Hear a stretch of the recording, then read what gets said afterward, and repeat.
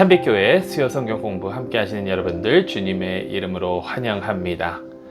하나님의 백성으로 살아간다는 것은 과연 무엇을 의미할까요? 우리는 과연 하나님의 백성답게 잘 살아가고 있는지 한번 생각해 보시기 바랍니다. 많은 사람들이 또 성경을 보면 이스라엘 역사 가운데 하나님의 백성이라고 하지만 하나님의 뜻대로 살아가야 된다라고는 하지만 결국에는 자기의 마음대로 자기의 뜻대로 살아갈 때가 너무나도 많음을 우리는 보게 됩니다. 우리 자신 또한 하나님의 뜻을 쫓기보다는 우리가 원하는 삶, 우리의 마음대로 우리의 멋대로 살아갈 때가 많음을 고백합니다. 그 이유는 우리의 욕심 때문이 아닐까 생각을 해봅니다. 돈에 대한 욕심, 그리고 그래서 불의로 이어지는 그러한 삶을 우리는 살고 있지는 않은지요. 불의라는 것은 그냥 어떠한 잘못한 나쁜 행동을 하는 것, 이것뿐만이 아니라 사실 더 정확하게 얘기하면 우리 주변에 우리의 도움의 손길을 필요하는 사람들을 외면하고 그들을 돌보지 않고 우리의 욕심만 채우는 것이 바로 성경이 말하고 있는 불의입니다. 우리는 그러한 불의의 삶을 살고 있지는 않은지, 그것이 왜 그렇게 되냐면 우리의 욕심을 채우기 위해서 돈의 맛을 보니까, 권력의 맛을 보니까, 이 파워의 맛을 보게 되니까 그것에 취하게 되고 그것을 더 가지려고 하다 보니 우리의 욕심만 채우는 그러한 삶을 우리는 살고 있지 않나 생각을 해봅니다. 그 이야기가 바로 에스겔서의 이야기입니다. 그렇기 때문에 하나님의 심판을 받은 이스라엘의 이야기, 하나님께서는 과연 이들을 어떻게 대하실까?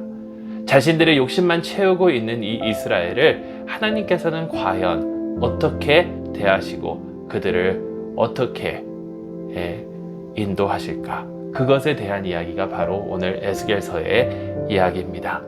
에스겔은 바벨론이 처음으로 예루살렘을 공격할 때에 예루살렘에 살고 있었던 제사장입니다.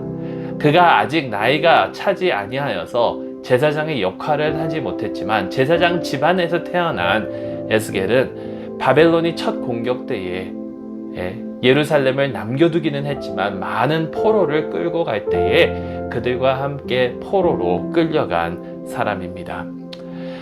30번째 생일을 맞는 그 해, 다시 말해서 예루살렘에 만약에 있었다면 제사장으로서 이제 섬길 수 있게 되는 바로 그 해에 에스겔은 물가에 앉아 있다가 환상을 보게 됩니다. 네 짐승의 환상인데 이 네 짐승은 네 날개가 있고 얼굴이 네 개이고 또 각 짐승마다 밑에 바퀴가 이렇게 있는 것을 보게 됩니다. 그리고 이 네 짐승이 이 날개와 날개를 맞대고 있는데 그 위에 보좌를 이렇게 떠받들고 있는 그 환상을 보게 되고 그 보좌 위에는 사람 같은 자가 앉아서 빛을 비추며 그의 영광을 드러내는 그 모습을 보게 됩니다. 이것이 바로 주님의 영광, 우리 하나님의 영광이라고 에스겔은 바라보게 되죠. 그런데 한 가지 의문이 있습니다. 예루살렘에 계셔야만 했던 하나님께서 예루살렘 성전에 있는 그 언약궤 위에 계셔야 되는 그 하나님의 영광이 왜 바벨론 땅에 나타났을까? 이것을 기억하면서 우리 에스겔서를 한번 쫙 살펴보도록 할 텐데요. 에스겔서 1장부터 11장은 에스겔이 이스라엘을 고소하는 그러한 내용이 나옵니다. 에스겔이 선지자로 부름을 받고 이스라엘의 죄에 대해서 이렇게 고발을 하죠. 이 죄는 우리가 계속해서 봐왔던 우상숭배, 불의, 그리고 타락으로 이어진 그들의 삶을 의미하고 있습니다. 첫 바벨론 공격처럼 또 이들이 이렇게 죄를 계속해서 짓고 살아간다면 또 다른 공격이 있을 것이다 라는 그러한 사인을 보여주게 됩니다. 이 하나님으로부터 메시지를 받은 에스겔은 길거리에 나아가서 이것을 연극처럼 옮겨가는 것을 보게 됩니다. 그래서 바벨론이 예루살렘을 공격하는 것을 모형을 만들어서 재현하기도 하고 자기의 머리를 자르면서 하나님의 심판을 상징하기도 하고 또 변 위에 요리한 그 음식, 먹을 수 없는 그 음식을 먹으면서 포로 생활이 앞으로 어떠한 모습일지를 나타내기도 하고, 근데 하나님께서 에스겔에게 말씀하신 것은 네가 아무리 이렇게 해도 아무도 하나님의 말씀을 듣지 않을 것이다. 왜냐하면 그들 마음은 돌같이 단단하여서, 출애굽기에 바로가 자신의 마음을 완팍하게 한 것처럼 이들도 자신들의 마음을 강팍하게 하여서 하나님의 말씀을 듣지 않을 것이다 라는 이야기를 해줍니다. 그러면서 이제 예루살렘에 있는 그 성전에 대한 비전을 보게 되는데요. 예루살렘 성전의 그 뜰과 성소 안에서 우상을 섬기는 이스라엘의 리더들의 모습을 보게 되고, 아까 그 비전으로 봤었던 그 하나님의 영광의 병거가 예루살렘을 떠나 바벨론으로 향하는 모습을 보게 됩니다. 이것은 하나님께서 이제 예루살렘을 심판하시겠다라는 그것을 상징하고 있다라는 것이죠. 이스라엘이 이렇게 죄를 많이 짓기 때문에 하나님께서는 이스라엘을 이제 바벨론이라는 나라를 드셔서 그들을 치시고 그들을 포로 생활로 이끄실 것이다. 하나님의 심판이 다가와 왔다라는 것입니다. 그런데 그것으로 끝나는 것이 아닙니다. 하나님의 영광이 성전을 떠난다는 것은 매우 슬픈 일입니다. 왜냐하면 하나님께서 더 이상 그들과 함께하지 않겠다라는 그 상징이기 때문입니다. 그런데 여러분, 이 하나님의 영광이 예루살렘 성전을 떠나서 어디로 향했습니까? 바로 바벨론으로 향하지 않았습니까? 바벨론에는 예루살렘에서 잡혀온 포로들이 있습니다. 비록 그들이 죄를 짓고 성전이 무너지고 이제 하나님의 영광이 이스라엘을 떠났지만 하나님께서는 자신의 백성들과 항상 함께 하시겠다라는 그 약속을 지키시는 그러한 신실한 하나님이시라는 것입니다. 같이 이스라엘 사람들이 포로 생활로 바벨론에 끌려간 것처럼 그들과 같이 포로 생활을 하시려고 하나님께서는 바벨론으로 향하셨다라는 것입니다. 그리고 놀라운 사실은 남은 자들에게 새 마음, 또 살아서 숨쉬는 그 마음을 허락해 주겠다. 너희가 마음을 강팍해서 내 말을 듣지 않았지만 이제 그 부드러운 마음을 너에게 주겠다라고 하나님께서는 말씀하십니다. 그러면서 이제 그 다음의 내용은 심판에 대한 내용인데요. 12장에서 24장은 이스라엘에 대한 심판, 그리고 25장에서 32장은 열방에 대한 심판, 그리고 마지막 33장은 예루살렘에 대한 심판의 이야기가 나오지만 하나님의 말씀은 심판으로 끝나는 것이 아닌 것을 우리가 너무나도 잘 아는 것처럼 34장에서 48장은 11장에서 이미 예고한 하나님께서 그들의 마음을 바꾸어 주시겠다는 그 예고, 그 소망에 대한 말씀들이 이루어지고 있다는 것이죠. 12장에서 24장은 여러 가지 비유와 은유를 통해서 이스라엘을 고발하십니다. 이스라엘이 다 타고 남은 나뭇가지와 같다. 이스라엘은 외도하는 아내와 같다. 잡힌 위험한 사자와 같다. 혹은 음탕한 자매와 같다 등등 하면서 에스겔은 이스라엘이 지금까지 행했던 그 행동을 보게 되면 하나님의 심판을 받기에 마땅하다라고 이야기를 합니다. 아브라함이 소돔과 고모라를 위해서 기도했을 때에 하나님께서 50명의 의인만 있으면, 40명만 있으면, 30명만 있으면 쭉 해서 10명만 있어도 멸하지 않겠다라고 아브라함의 중보를 들어주신 것처럼 이스라엘의 의인이 있다고 해서 그들이 중보한다 하더라도 에스겔은 하나님께서는 더 이상 듣지 않으실 거라는 이야기를 합니다. 왜냐하면 그들의 악행이 차고 넘쳤기 때문이라는 것이죠. 이미 늦었습니다. 그들의 죄악이 차고 넘쳤습니다. 이것이 12장에서 24장 이스라엘에 대한 심판의 말씀입니다.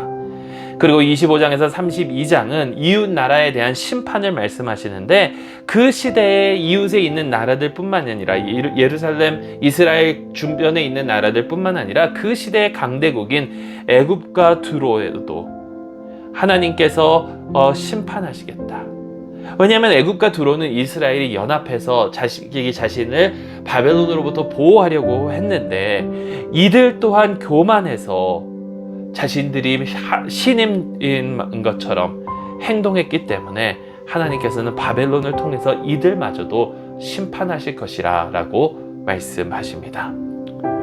33장으로 들어가면 예루살렘의 멸망의 소식이 하나님께서 약속해 주셨던 것처럼 바벨론을 통해서 예루살렘이 멸망하고 성전이 무너졌다는 그 소식이 에스겔에게 들려지는 그 내용입니다. 하지만 이러한 심판 후에 하나님께서는 회복을 약속하십니다. 34장 이후의 말씀들은 그 소망의 말씀인데, 회복의 소망의 말씀인데, 처음에는 이스라엘의 소망, 하나님께서는 새 다윗을 세우실 것이고 새 이스라엘, 새로운 마음을 가진 자들을 하나님께서 세워주실 것이라는 약속을 합니다. 그리고 37장에는 그 마른 뼈의 비유로, 마른 뼈 골짜기에 있는 그것의 비유로 하나님의 영이 임해서 뼈끼리 붙고 살이 붙고 그들이 살아 숨쉬는 것처럼 하나님께서는 우리를 회복시켜 주실 것이라는 그 약속을 하게 되죠. 이 소망은, 이 회복의 소망은 이스라엘에게만 있는 것이 아니라 열방에게도 주어지는 소망입니다. 하나님께서는 악을 온전히 무찌르시고 이 세상에 하나님의 나라를 세우실 거라는 약속을 합니다. 여기에 곡이라는 곡이라는 자가 등장을 하는데, 이 곡은 하나님을 거역하는 인간 배신의 상징인 그러한 자입니다. 하나님께서는 이 곡을 향해 하나님의 진노를 여러 가지 모양으로, 여러 가지 이미지로 표현합니다. 땅이 갈라지고 불이 타고 등등 해서 이 악을 온전하게 무찌르시는 그 하나님의 능력이 38장에서 39장에 나오고, 이제 마지막 40장에서 48장에는 모든 피조물들이 하나님을 찬양하고 하나님께 영광을 돌릴 날이 있다라는 그 말씀을 하시면서 새 성전의 비전을 에스겔에게 보여줍니다.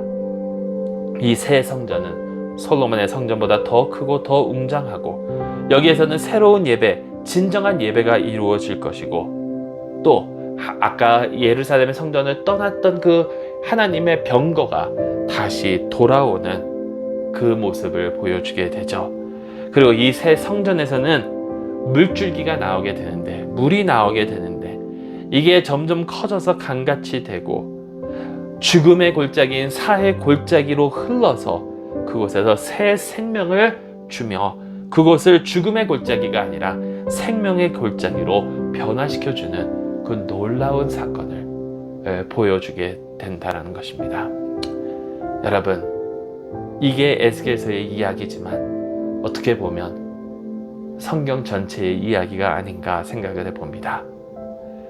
우리의 유일한 소망, 하나님께서 영을 우리에게 보내주셔서 우리에게 죽어있고 강팍한 그 마음을 새롭게 변화시켜주고 깨끗하게 해주시고 살아 숨쉬게 해주시고 그 마음에 하나님의 뜻과 하나님의 법을 새겨주실 때에 우리는 비로소 회복된 삶을 살아갈 수 있을 것입니다.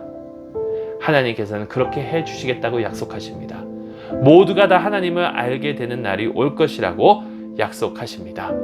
그리고 그것을 이루어 주시기 위해서 비록 에스겔은 포로 생활에서 돌아오지 못하고 바벨론에서 주님 곁으로 가지만 그것을 이루어 주시기 위해서 하나님께서는 역사하셔서 이스라엘을 포로에서 돌아오게 하여 주시고, 그래서 다음 주에 저희가 볼 에스라 또 느헤미야서의 내용이 바로 이러한 내용이거든요. 그것을 온전히 온 세계를 위해서 이루어 주시기 위해서 바로 우리 주 예수 그리스도 새 아담, 새 다윗을 이 땅에 보내주셨다라는 것입니다. 여러분, 이게 하나님의 은혜입니다. 우리는 늘 주님을 배반하지만 우리를 심판하심 가운데에도 긍휼을 잃지 않고 우리를 생각하여 주시고 우리를 구원하여 주시고 우리를 도와주시는 주님, 주님의 은혜에 늘 감사하며 소망을 가지고, 회복의 소망을 가지고 나아가고 그 소망의 메시지를 증거하며 살아가는 저희 모두가 될 수 있기를 간절히 소망합니다. 에스겔서에서 주시는 하나님의 약속의 말씀입니다. 잘 들어보시기 바랍니다. 그러므로 너는 이스라엘 족속에게 이르기를, 주 여호와께서 이같이 말씀하기를, 이스라엘 족속아, 내가 이렇게 행함은 너희를 위함이 아니요 너희가 들어간 그 여러 나라에서 더럽힌 나의 거룩한 이름을 위함이라. 여러 나라 가운데에서 더럽혀진 이름, 곧 너희가 그들 가운데에서 더럽힌 나의 큰 이름을 내가 거룩하게 할지라. 내가 그들의 눈 앞에서 너희로 말미암아 나의 거룩함을 나타내리니 내가 여호와인 줄을 여러 나라 사람이 알리라. 주 여호와의 말씀이니라.